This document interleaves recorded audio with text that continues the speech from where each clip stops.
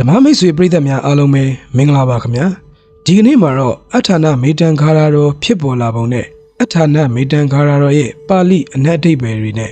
အဋ္ဌာဏမေတ္တန်ခါရတော်ရွတ်ဖတ်ပူဇော်ပွားများရမယ့်အဋိဋ္ဌာန်နည်းတွေကိုပြောပြပေးသွားမှာဖြစ်ပါတယ်ခင်ဗျာအဋ္ဌာဏမေတ္တန်ခါရတော်အဋ္ဌာဏမေတ္တန်ဘိကဝေအနဝကာသောယံပရုပကမေနတထာဂတံဇီဝိတာဝရောပေယအနုပကမေနဘိကဝေတထာဂတာပရိနိဗ္ဗာယန္တိ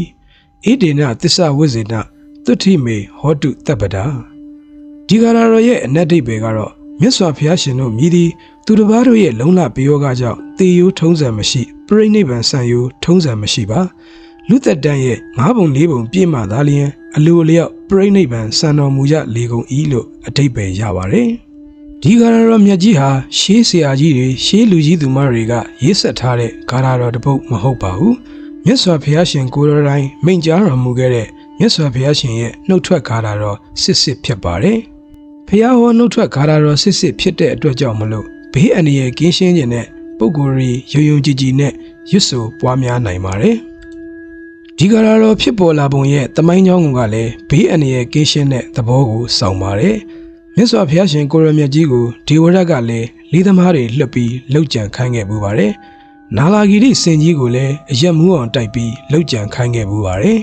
။ဒါပေမဲ့မအောင်မြင်ခဲ့ပါဘူး။အဲ့ဒီလိုလှုပ်ကြံတဲ့အခြေအနေမှာမြတ်စွာဘုရားရှင်ကိုရမြတ်ကြီးရဲ့တတ်တော်ကိုစိုးရိမ်တဲ့အတွက်ယဟန်တွေနဲ့ရှင်အနန္ဒာပါဝင်လူတွေအလုံးကရှေ့ကနေကာကွယ်ပေးခဲ့ကြပါတယ်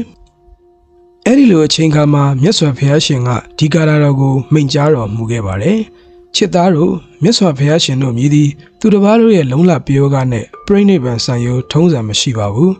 းလူသက်တမ်းပြည့်မှသာလျှင်အလိုလျောက်ပြိဋိဘံဆံတော်မူကြကုန်တယ်လို့မိန့်ကြားတော်မူခဲ့တာဖြစ်ပါတယ်မြတ်စွာဘုရားရှင်တို့ဟာအသက်အန္တရာယ်ဘေးအန္တရာယ်ကင်းရှင်းတဲ့အကြောင်းထင်ထင်ရှားရှားဖြစ်အောင်မိန့်တော်မူခဲ့တဲ့ဂါရတော်ဖြစ်ပါတယ်ဒါကြောင့်ဒီဂါရတော်ရဲ့အနတ္တိဘယ်ကိုကြည့်လိုက်ရုံနဲ့ပဲဒီဂါရတော်ကိုအမြဲရွတ်ဖတ်ပွားများနေရင်ဘေးရန်အန္တရာယ်အနှောက်အယှက်အတားအဆီးအဖြက်စီးများအလုံးကင်းရှင်းနိုင်တယ်လို့ယုံကြည်ကြပါတယ်။ဒီဂါရတော်နဲ့ပတ်သက်ပြီးဆရာတော်ရှင်စန္ဒာတိကဟောကြားခဲ့တာကတော့ဒီဂါရတော်ကိုအခောက်ပေါင်းများစွာရွတ်ဖတ်တရစတဲ့အချိန်မှာမြတ်စွာဘုရားရှင်ရဲ့အသက်တော်ကိုဘယ်သူမှအန္တရာယ်မပြုနိုင်တော့ဘူးဆိုတာလိုက်လေးလျင်အာယုံမပြုဘဲနဲ့ပုံမူပြီးကြည်ကြည်ပြန့်ပြန့်နက်နက်ရှိုင်းရှိုင်းအာယုံပြုဖို့မိန့်ကြားတော်မူခဲ့ပါတယ်။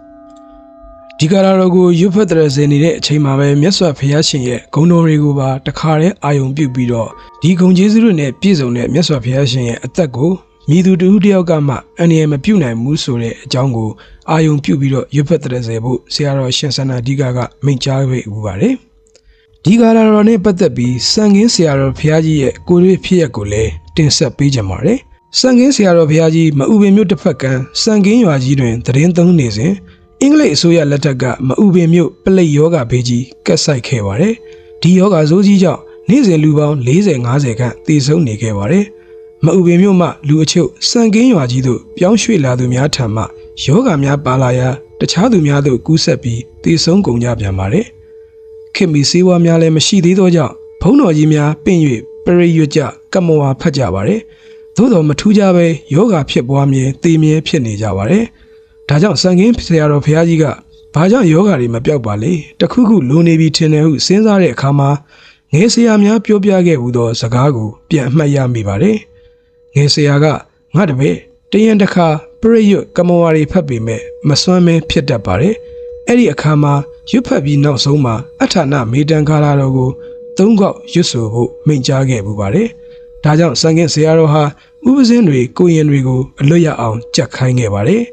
်နောက်နေ့ပရိယွတ်ကမ္မဝါဖတ်အပြီးမှာဤဂါရကို၃ခေါက်ရွတ်ခဲ့ကြပါတယ်။အဲ့ဒီအခါမှပဲယောဂါတွေတဖြည်းဖြည်းပျောက်ကုန်ကြပြီးတော့ပရိတ်နဲ့ကမ္မဝါတကူအဋ္ဌာဏမေတ္တန်ဂါရတော်ရဲ့တကူတွေကြောင့်လူအများကူးဆက်မခံခဲ့ရပဲပြန်လည်ကျမ်းမာလာခဲ့ကြပြီးယောဂါကတ်ဆိုးကြီးမှလွတ်မြောက်လာခဲ့ကြပါတယ်လို့ဆိုခဲ့ပါတယ်။ဒါကြောင့်ဓမ္မမိတ်ဆွေများအားလုံးလည်းဒီဂါရကိုနေ့စဉ်ရွတ်ဖတ်တဲ့ခြင်းဖြင့်မိမိတို့ရဲ့အသက်အန္တရာယ်ကိုဘယ်သူမှနှောက်ယှက်နိုင်မှာဤသို့သောအောက်လန်းတက်ပညာမှမပြုစားမနှောက်ယှက်နိုင်ပါကုသရေးမပြောက်သောယောဂများကိုလည်းထူးခြားစွာပျောက်ကင်းစေနိုင်ပါတယ်မိမိတို့၏လက်လာဘကိုလည်းမြည်သူမှမတားဆီးမပိတ်ပင်နိုင်ပါရှိပြီးသားစီးစိမ်တွေဟာလည်းမပြောက်ပြတ်နိုင်ပါလက်လာဘတွေလည်းထူးခြားစွာပွင့်လေးလာပါလိမ့်မယ်လို့ဆိုပါတယ် ဒါကြောင့်မလို့ဓမ္မမိတ်ဆွေများအားလုံးလည်းဒီဂါရာတော်ကိုရွတ်ဖတ်တဲ့စင်နိုင်ရန်ပါဠိအနက်အဓိပ္ပာယ်လေးတွေကိုမျှဝေပေးရခြင်းဖြစ်ပါတယ်ခင်ဗျာ